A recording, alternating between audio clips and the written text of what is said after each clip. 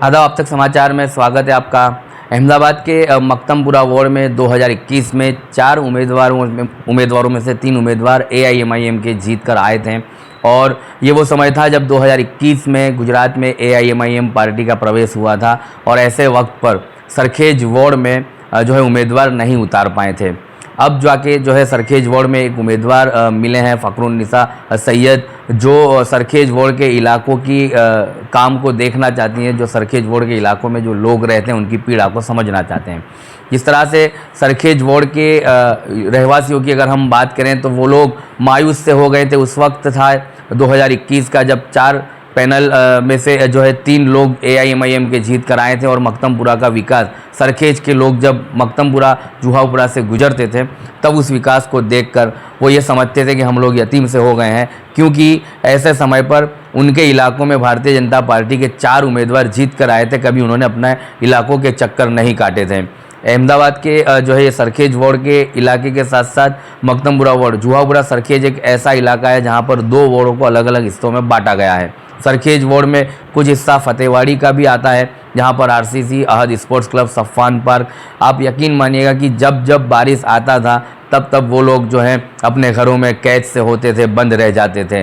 पानी पीने की समस्या काफ़ी सारी रहती थी, सड़कों की समस्या, अब तक जो है उन सारी समस्याओं से वहाँ की आवाम जूझती है।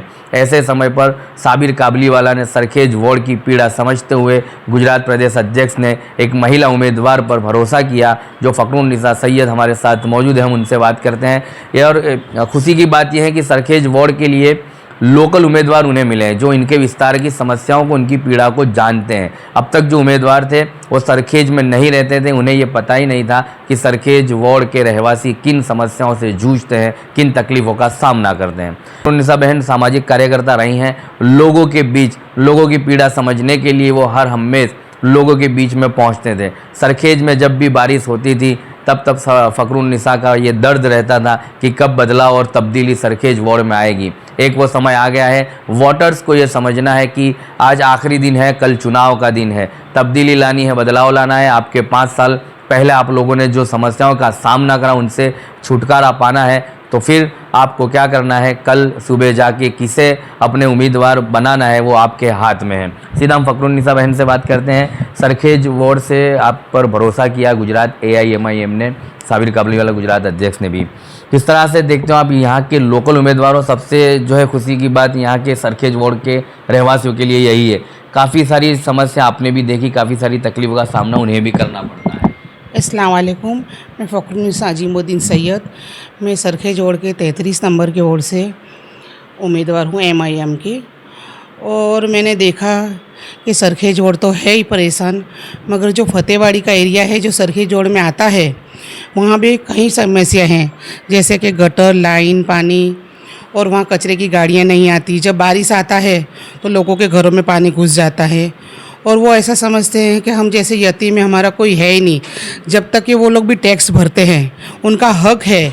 मैं उन लोगों के बीच में रहकर, उनका विश्वास जीतकर, उनकी समस्याएं सुनकर, उनके ईमानदारी से अपना काम करने आई हूँ। अब मैं वादे नहीं करने आई हूँ, मैं अपना काम करने आई हूँ। कैसे लोगों के प्रश्न सामने आए आपके जब आप जनसंपर्क में गए, वहाँ पर लोगों से मिले? क्योंकि वहाँ पर 4 उम्मीदवार जो भारतीय जनता पार्टी से जीत कर आए थे, काफ़ी सारे लोगों की, मतलब कि पूरी बस्ती की यही कंप्लेन है कि अब तक उन्होंने अपने उम्मीदवार को देखा भी नहीं है। ऐसा है कि अभी तक जितने भी कॉरपोरेटर है वहाँ तक कोई पहुँचा ही नहीं है। हाँ, विकास होता है, मगर दूसरी बाजू होता है वहाँ पे बिल्कुल नहीं है विकास। वहाँ पे तो इतनी प्रॉब्लम है, रोड की प्रॉब्लम है, जैसे आप जाओगे कैनाल के पीछे रास्ता, ट्रैफिक जाम, कैनाल के पीछे की हालत बहुत बदतर है। जैसे हम जाए तो हमको रोना आ जाए कि या इतनी सारी प्रॉब्लम का ये लोग सामना कर रहे हैं और अभी भी नहीं जाग रहे, क्यों?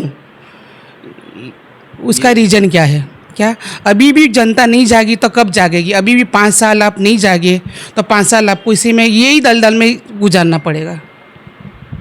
आप भी इमोशनल हो गए, आपकी आंखें भर आई हैं, नम हो गई है, क्या क्या तकलीफ़ है आपने देखी कि आपकी आंखें भर आई? आंखें इसलिए भर आई कि बार बार वहाँ पे डिमोशन हो रहा है। क्यों हो रहा है भाई? क्या प्रॉब्लम, जब काम शुरू होता है तो क्यों कोई रोकने नहीं आता, और जब काम शुरू हो जाता है, ख़त्म हो जाता है, आवाम रहने चली जाती है, उसके बाद उनके सामान तात्कालिक घर से निकलवाए जाते हैं और उसके बाद बुलडोज़र फिराए जाते हैं। क्यों? उनका क्या कसूर है? क्या वो टैक्स नहीं भरते? वो इंसान नहीं है? क्यों ऐसा, क्यों उनके साथ अन्याय अत्याचार, क्यों उनके साथ? ये ऐसा नहीं होना चाहिए। ये सब मैं रुकवाना चाहती हूँ, मगर ये लोग मुझे साथ देंगे, अपना सपोर्ट देंगे तो मैं काम कर सकूँगी। ये लोग मेरी ताकत बनेंगे तो मैं आवाज़ उठाऊँगी और उनको साथ में लेकर मैं विकास करना चाहूँगी, और वो भी ईमानदारी से। उन लोगों की एक कंप्लेन ये भी कि उन्होंने अपने उम्मीदवारों को तो नहीं देखा, लेकिन उनका ऑफिस, उनका कार्यालय कहाँ है वो भी, वहाँ तक भी उन्हें पहुँचने नहीं दिया गया क्योंकि उन्हें कुछ एड्रेस मालूम ही नहीं था। यदि इनके लिए अच्छा होगा कि आप अगर जीत के आते हैं तो उन्हीं के विस्तार में आपके कार्यालय होंगे जहाँ पर वो अपनी समस्याओं को ला सकें। जी, अभी तक वहाँ पे हॉस्पिटल भी नहीं है। कोई बीमार होता है तो उनको 108 उनके घरों से लेके सरखेज वार्ड में जो जहाँ पे भी हॉस्पिटल है वहाँ पे जाने में भी बहुत मुश्किल होती है। वो किस तरह से जाए, वो नहीं जा पाती है क्योंकि गटर की इतनी प्रॉब्लम है, रोड सही नहीं है, रास्तों की इतनी, ट्रैफिक जाम इतना है, मतलब कोई भी फैसिलिटी सुविधाएं वहाँ पे है ही नहीं। बस विकास चाहिए उनको, मगर वो अगर खुद जागेंगे तो विकास होगा। कोई हमारा विकास करना आएगा नहीं, हमको अपना विकास, हमारा हक है, वो हमें हमारा हक लेकर रहना है। मैं क्यों, वो मुझे साथ दें तो मैं उनका साथ दे सकूँगी। वो जो अपना कीमती वोट मुझे देंगे तो वो उनका वोट मेरी ताकत बनेगा और हम सब मिलकर अपना विकास से वो कर सकेंगे।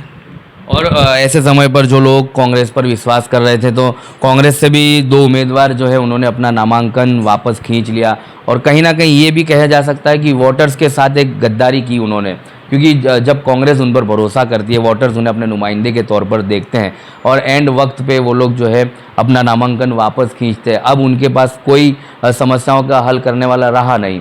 2 उम्मीदवार सिर्फ कांग्रेस के हैं वो, और आप सामने AIMIM से हैं। ऐसे समय पर जनता आपको कितना विश्वास करेगी, क्या उम्मीद है? मुझे उम्मीद है कि जनता मुझ पर पूरा विश्वास करेगी, मुझे सपोर्ट करेगी, और मुझे यकीन है कि जनता मुझे बहुत बहुमती से जिताएगी।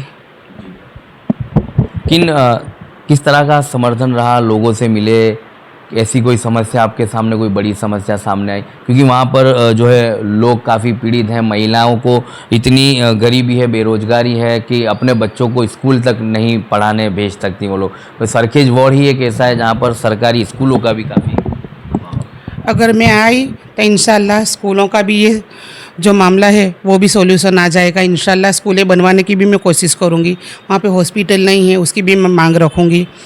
जितनी भी मतलब प्रॉब्लम है, अगर सरखेज की और फतेहवाड़ी की जनता ने मेरे पर भरोसा किया तो मैं भी उसके ऊपर खरी उतरूँगी इंशाअल्लाह, अल्लाह ने साथ दिया तो।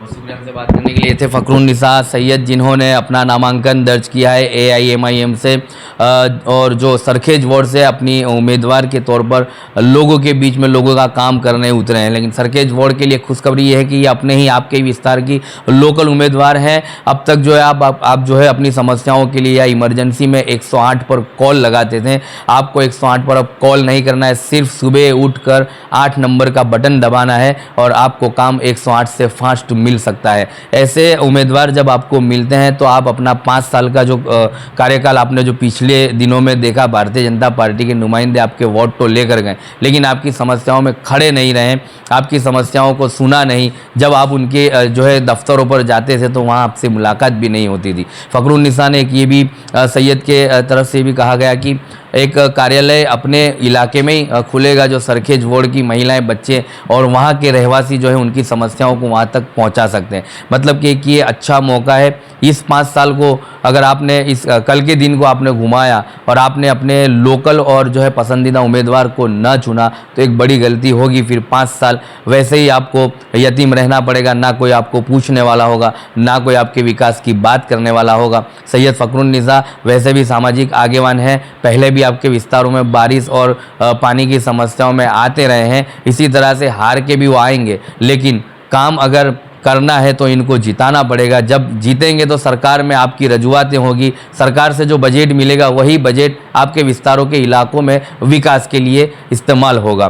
तो आप भी इस बार जो है भूल मत करिएगा, क्योंकि यहाँ पर AIMIM की तरफ से एक ही उम्मीदवार है। आपको अपना एक उम्मीदवार चुनना है, बाकी 3 उम्मीदवार का ऑप्शन आपके पास और भी है। 3 उम्मीदवार आप अपने पसंदीदा चुन सकते हैं, लेकिन एक उम्मीदवार ऐसा चुनिए जो आपके विकासों का, आपके विकास का, आपके विस्तारों का काम करें। मैं हर बार यही कहता हूं, जहां पर पैनल लड़ती है वहां भी मेरा यही मैसेज है लोगों से कि आप कभी भी इस तरह से वोट मत दीजिएगा कि चारों चार पैनल आपको जिता कर लाना है। आप चारों पार्टी से अलग अलग उम्मीदवार को जिता कर लाइए और 5 साल देखिए कि कौन पार्टी का नुमाइंदा आपका काम करता है। मान लीजिए कि अगर फ़खरुन्निसा बहन ने आपका काम किया है, वो अभी तो एक ही है, पैनल से नहीं है, तो आने वाले दिनों में आप इनकी पूरी पैनल को जिता कर ला सकते हैं। ये सोच आप अगर बनाएंगे तो आपके विस्तारों के विकास होंगे। पिछले राज्यों की राजस्थान है, एमपी है, यूपी है, ये जो राज्य है वहाँ की जनता काफ़ी समझदार है। 5 साल होते ही वो लोग सरकार बदल देते हैं, क्योंकि वो देखते हैं कि कौन हमारा काम करता है,